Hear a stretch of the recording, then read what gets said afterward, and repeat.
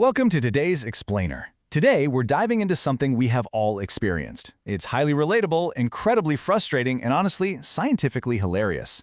We're talking about the paradox of overthinking. We're going to explore exactly why your brain, this magnificent, highly evolved biological supercomputer, suddenly blue screens and completely breaks down the exact moment you try to think a little too hard about something you already know how to do perfectly. Okay, let's dive into this. Picture this. You're firing off a quick email, or maybe a text message, and you suddenly just stop.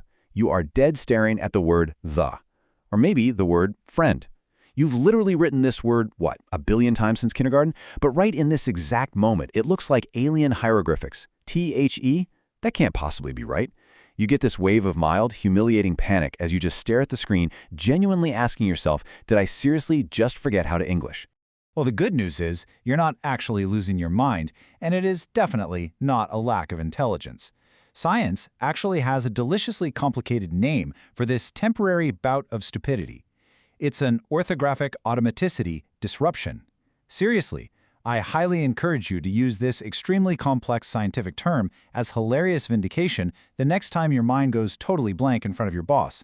Just look at them and say, I didn't have a brain fart, I merely suffered an orthographic automaticity disruption.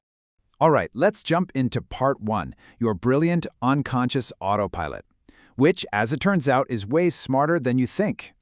To figure out why these absolutely baffling disruptions happen to us, we first got to appreciate just how much heavy lifting our unconscious mind is doing every single day. We essentially rely on an internal autopilot that is, quite frankly, a secret genius. Take typing, for example. If I asked your conscious brain right now, without looking, where exactly are the J and F keys on your keyboard, you'd probably freeze. Your conscious brain has absolutely no clue. But your unconscious autopilot? It effortlessly blasts out 80 words a minute without glancing down once. The crazy thing is, the exact moment you consciously try to locate those letters, you completely seize up. It's perfect proof that our autopilot is running the show. And this isn't just some quirky shower thought either. It's backed by hard science. There was this brilliant study out of Vanderbilt University by Professor Gordon Logan, and he found something wild.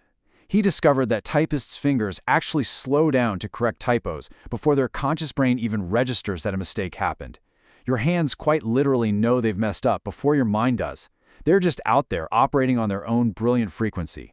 Which brings us to the second part, the dreaded centipede effect, or the absolute danger of looking at your own feet. So, what happens when we accidentally turn off that brilliant self-correcting autopilot and, for whatever reason, desperately try to grab the manual steering wheel? Well, it gets messy, fast. Psychologists call this Humphrey's Law, playfully known as the centipede effect. It basically states that consciously thinking about an automatic task actively ruins your ability to do it. Think about walking down a flight of stairs. It's fluid, right? It's completely automatic. But the absolute second you look down and think, wait, exactly how much should I bend my left knee right now? Bam, you trip and fall right on your face. Way back in 1892, psychologist William James nailed this distinction perfectly. He talked about ideomotor actions. That's your smooth, unconscious autopilot just effortlessly running things.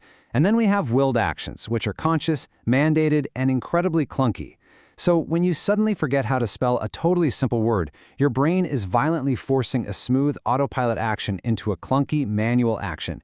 You basically just grabbed the steering wheel of a perfectly good self-driving car and instantly crashed it into a tree. So moving into section 3, let's explore paralysis by analysis and look at the anatomy of a choke. So the crucial point is, how does this affect us outside of embarrassing typos and treacherous staircases? Let's take a jump from those low-stakes everyday moments to the ultra-high-stakes world of choking under pressure. There's this concept called the explicit monitoring theory, and it perfectly explains exactly why we choke during a huge presentation or a crucial golf putt. Anxiety is the ultimate saboteur here. It forces you to explicitly monitor and consciously control movements that really should just be running seamlessly on muscle memory alone. You start micromanaging your own body, and everything just completely falls apart. Paralysis by analysis isn't just some funny metaphor. It's a measurable physiological breakdown. When you're under pressure, your fluid motor skills literally de-chunk into awkward, separate little pieces. Your body's fight or flight response kicks in. You actually suffer a sudden loss of peripheral vision, and blood gets shoved away from your extremities to your larger muscles, which leaves your hands feeling totally cold and clumsy. Basically, by hyper-scrutinizing every single tiny detail of what you're doing, Your brain unlearns how to do the very thing you are best at. But wait, it gets better. Section 4 is all about the expert exception. Get ready for a plot twist. Because right when I've probably convinced you that completely turning off your brain and blindly trusting your autopilot is the ultimate solution to everything, elite experts come along and completely break the rules. The old myth was always that control and automaticity were complete opposites. Like, being highly automatic meant you were just totally mindless. But the reality? They actually operate together to achieve greatness. True masters don't just zone out into mindless zombies. They integrate high-level conscious strategy right alongside their automatic skills. Now, what's really interesting about this slide is how researchers Bebko and colleagues map this out beautifully in what they call the orthogonal model. If you look at it, elite performers actually exist in a state of high automaticity and high conscious control simultaneously. When an expert faces a sudden bodily crisis, like an injury, or just immense competitive pressure where they need to tweak a technique, they don't blindly rely on habit. They use intense, conscious strategy to oversee and update those automated programs right on the fly. It's just a completely different level of mental processing. Take triple major champion Padraig Harrington talking about a tournament-winning putt. He literally said no conscious effort whatsoever went into that putt. I stroked it in. Now, I know that sounds like pure, mindless autopilot, right? But achieving that incredible clutch state, knowing exactly when to let the body take over, while flawlessly managing the absolute crushing strategic pressure of a major tournament, that requires the absolute highest level of orthogonal control. It's letting go, but doing so entirely on purpose. All right, wrapping up with Section 5, trust your inner autopilot. Let's talk about escaping this hyper-scrutiny trap. So what does this all mean for us? How do you and I escape the dreaded centipede effect when our brains decide to reboot during a totally simple task? Well, here are some actionable takeaways. First, use holistic cues. Try not to micromanage your movements. Instead, focus on a single, overarching trigger word like smooth or target. Second, stop dechunking. Don't stare at the individual letters of a word, and definitely don't overthink the mechanics of your own knees. And finally, trust your implicit mechanics to just do the heavy lifting for you. Throwing a single holistic cue at your brain is usually enough to re-engage that brilliant autopilot without triggering a complete crash. So, I'm going to leave you with this final thought for today's explainer.